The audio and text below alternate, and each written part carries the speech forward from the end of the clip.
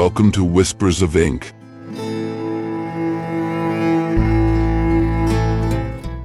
I'm Machado de Assis, and now I will read one of my stories. Let's start with the book, Doctor is the Medicine, which is part of my novels collection.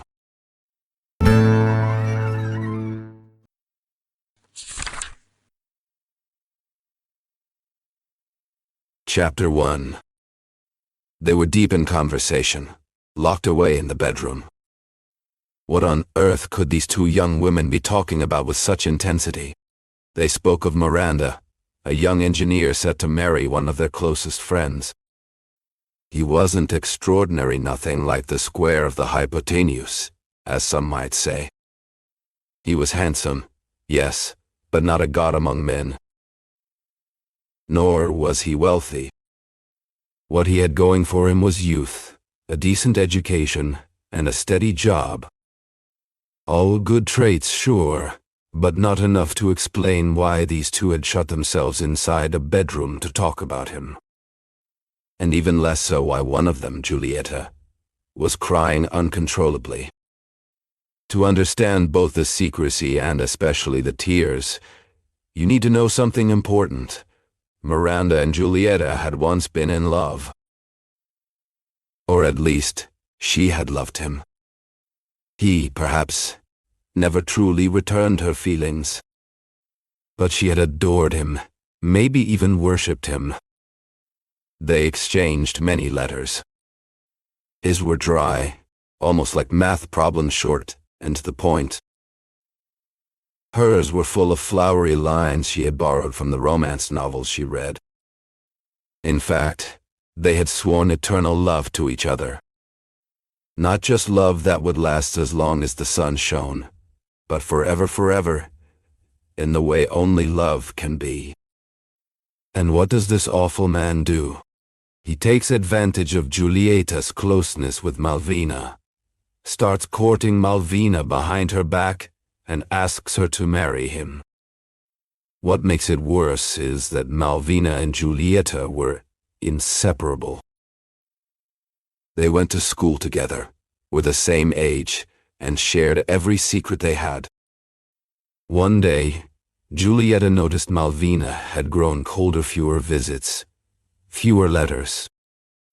She didn't suspect the truth at first. So much so that when she also noticed Miranda acting strangely, she confided in her best friend about her heartache. But the truth came out soon enough.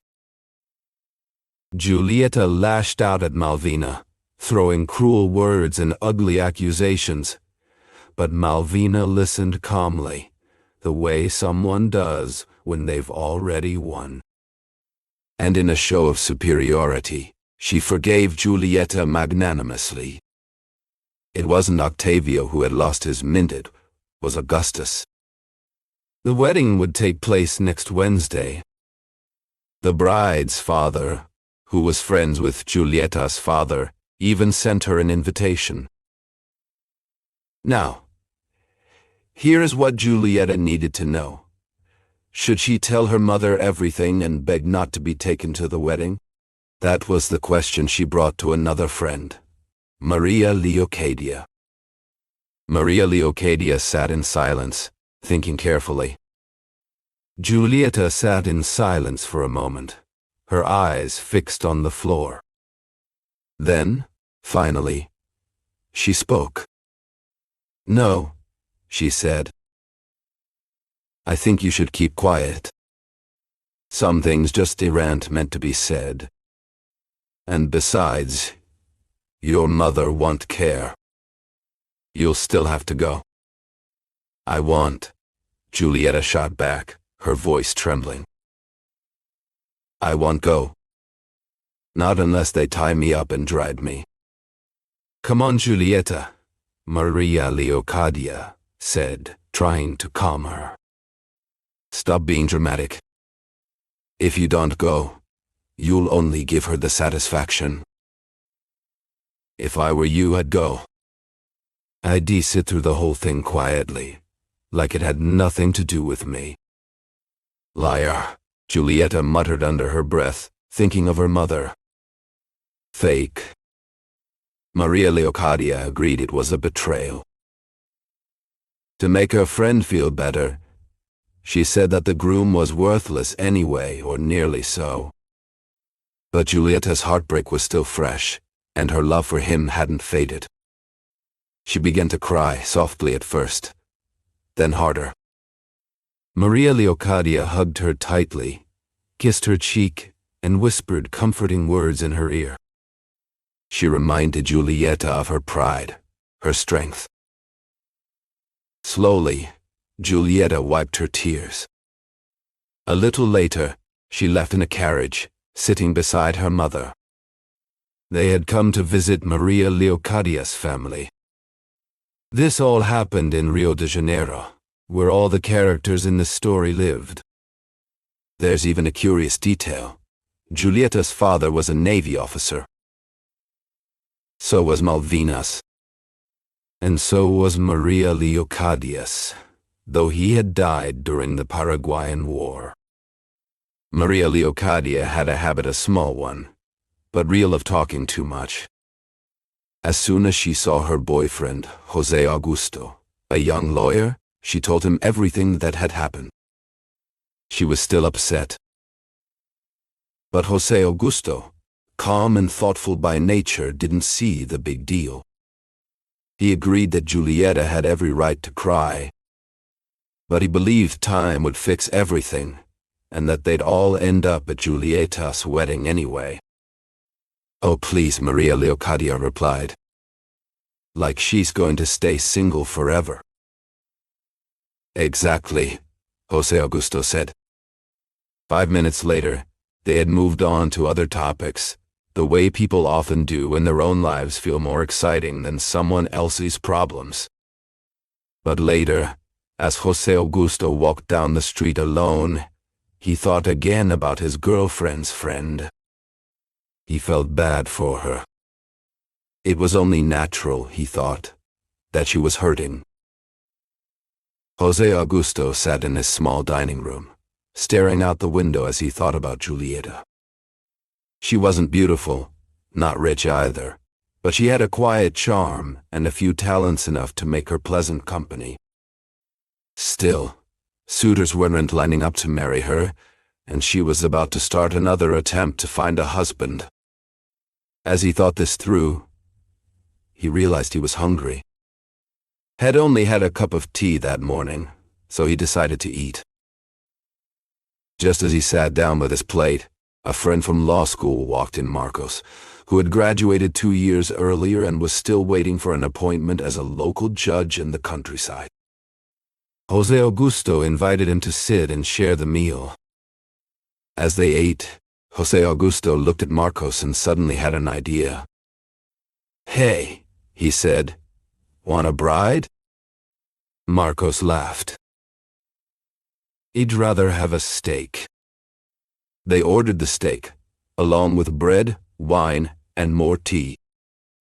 The two friends talked and joked, until José Augusto brought up Giulietta again. "Do you know her family?" he asked. "No, never met either." "You'll like her. She's really something. Kind, smart, and easy to talk to." "What's in it for me?" Marcos asked. "Well, I'm friends with her family," José Augusto said. "I'm just saying, it could be a good match. She doesn't have money, but that's the only thing missing. She's sweet, well-mannered, clever, really a great person." "I'm not promising anything," Marcos replied with a smile. "And besides, I already like someone else."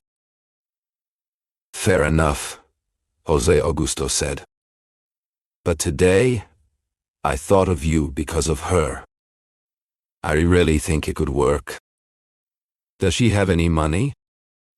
"No, not at all. But like I said, that's the only thing she lacks." "Okay, but I'm not making any promises." Fine. At least go meet her. Go to the wedding this Saturday. I can't. I'm going to Miranda's wedding. That's the same one. No way. Yes, it is. You know Miranda. Only him. Perfect. Then you'll see her there. Saturday finally came. The sky was blue for some, and gray for others. For Malvina, it was a day of joy and beauty. For Giulietta, it was a different story. She got dressed with a heavy heart, fighting back tears. She had to go, even though it hurt to watch someone else's happiness. She almost stayed home more than once. She even thought about pretending to be sick. But in the end, she decided to go. She wanted to show everyone and herself that she was strong. Maria Leocadia had given her the best advice. Go, and face the world with courage. At the same time, Bachelor Marcos was thinking to himself as he tied his tie in front of the mirror. What interest could Jose Augusto possibly have in trying to get me married, and write to a girl I don't even know? Strange, really. If she were at least someone special, someone worth it. He put on his vest and continued thinking, well, see. Sometimes these things just happen when you least expect them. It's already been suggested, so it won't hurt to say a few kind words to her. But does she have a crooked nose? The day before, Jose Augusto had said to Maria Leocadia, I wanted to keep it a secret, but now I'll tell you everything. I've been trying to find a husband for Giulietta. Really? Yes. I've already dropped a few hints. I think this could actually work. Who is it? A secret. A secret with me? Okay, fine, but don't tell anyone else. It's a friend of mine, Bachelor Marcos. A handsome young man. Don't say a word to Giulietta yet. She's proud, and if she thinks we're doing her a favor, she might say numero. Maria Leocadia promised to be as silent as a fish. But clearly, some fish can talk, because as soon as she walked into the living room and saw Giulietta, she asked if she knew someone named Bachelor Marcos, describing him a certain way. Giulietta said no, and her friend smiled. Why did she smile? For a curious reason, which she later explained. Something inside her told her that Marcos couldn't, perhaps would become both Giulietta's comfort and her revenge. Giulietta looked beautiful and sad. Her sadness, in fact, made her natural charm even more striking. She tried to hide it, and sometimes she succeeded, but not completely. Under her cheerful surface, you could still feel a deep layer of melancholy, and every now and then, she would fall into a deep sadness without warning. Jose Augusto told her much the same thing, though more carefully, and with some polite words while asking her for a dance during the dance, and even after it was over. He started by telling her straight out that she looked beautiful, more than beautiful. Giulietta smiled. The compliment made her feel good. Giulietta stood by the window, her fan gently tapping against her palm. Jose Augusto, ever the calm and thoughtful type, leaned in and whispered, You know, I think the bride looks ridiculous. Really? Giulietta replied, her eyes lighting up. Then, catching herself, she added with a smile, Well, maybe she's just shy. No ridiculous is the word, he insisted. All brides look good. But look at her dress, it's all lopsided. One side is higher than the other. You really notice everything, she said, amused. And why wouldn't she be happy? She was hearing herself called beautiful while the bride was called ridiculous. 2 victories in one night. Jose Augusto hadn't said it just to flatter her. Maybe he was a bit harsh about the bride, but when it came to Julieta, he meant every word. He looked into her eyes deep, bright and full of life, and felt the same way all over again. A moment later, he introduced her to Marcos, who asked for a dance. Julieta remembered what her friend Maria Leocadia had said about him. She didn't think he was bad exactly, but he wasn't quite as handsome as Maria had made him out to be. Still, he seemed nice enough. Marcos, on the other hand, was completely taken. When the waltz ended, he rushed back to Jose Augusto, practically glowing. She's amazing, Marcos said. Your friend is like a spirit, graceful, light, magical. I told you, Jose Augusto said, smiling. Isn't she beautiful? More than beautiful, Marcos replied. She's elegant, smart, and fun to talk to. You weren't exaggerating. See? I told you. You were right. And honestly, it's a shame. What do you mean? I wish I had the courage to ask her out. Jose Augusto laughed. What are you waiting for? Go for it, you coward. What's stopping you? Will you help me? Didn't I just suggest it? That same night, Jose Augusto spoke to Julieta about Marcos. He praised his friend's strong character and bright future. He told her Marcos was a man worth knowing. Then he went to talk to Maria Leocadia. He told her how taken Marcos was, how it might be possible to bring them together, and he asked for her help.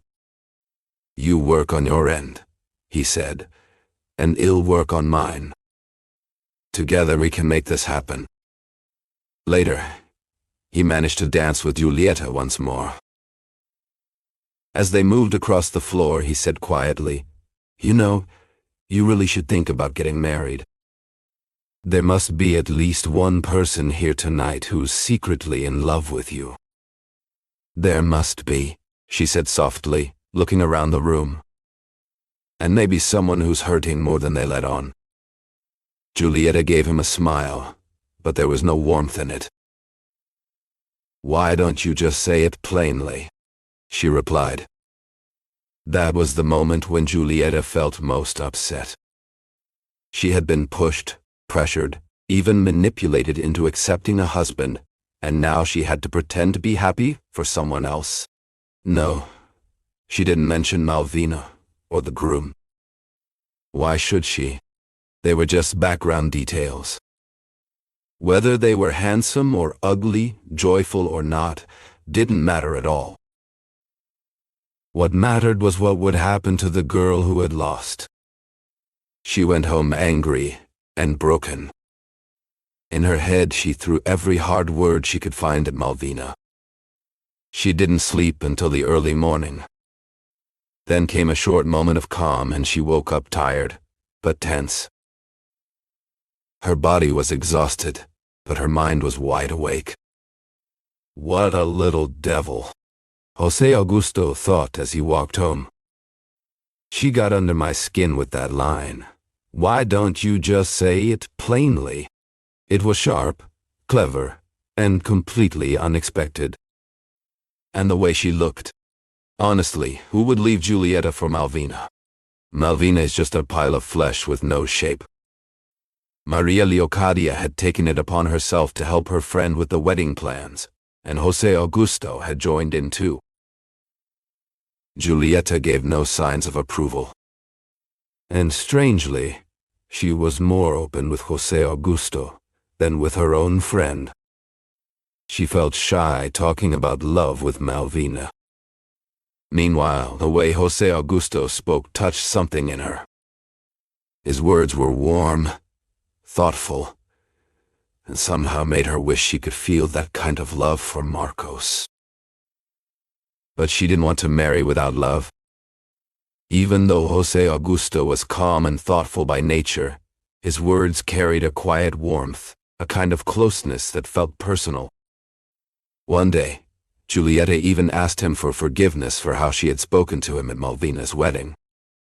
"I admit," she said, "that love can't always speak plainly." José Augusto agreed. And together, they wandered into such a deep and emotional conversation that they both got lost in it completely. They had wandered for many days when, at last, they came upon the mouth of a dark cave. From it emerged a great blue dragon, who seized them both and carried them high into the sky.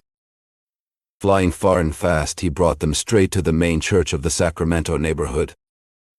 Anyone who knows the old stories understands what dragons want with churches.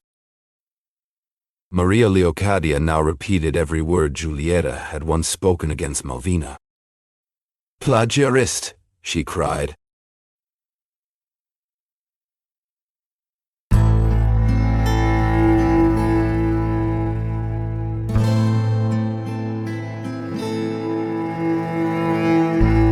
Thank you for listening so far. If you enjoyed this video, don't forget to like our channel and click the bell to be notified whenever a new book is read. Have you heard of Machado de Assis?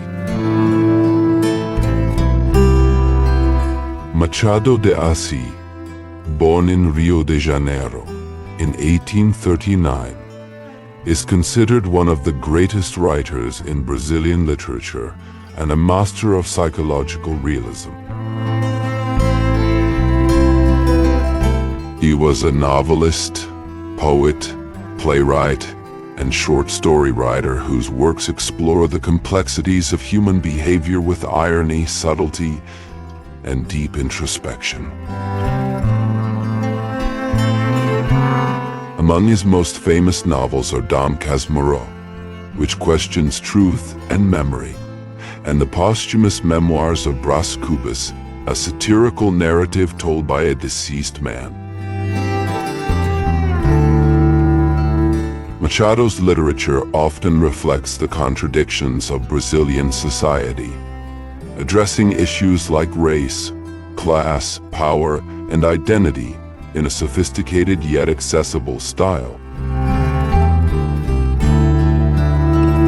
Despite being born into poverty and facing racial prejudice, Machado de Assis rose to become the president of the Brazilian Academy of Letters and a symbol of literary excellence.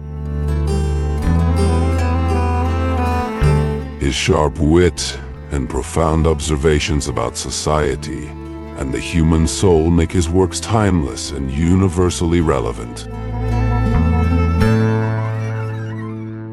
Today, he is recognized not only as a Brazilian icon, but also as a world-class author whose legacy continues to influence generations of writers and thinkers.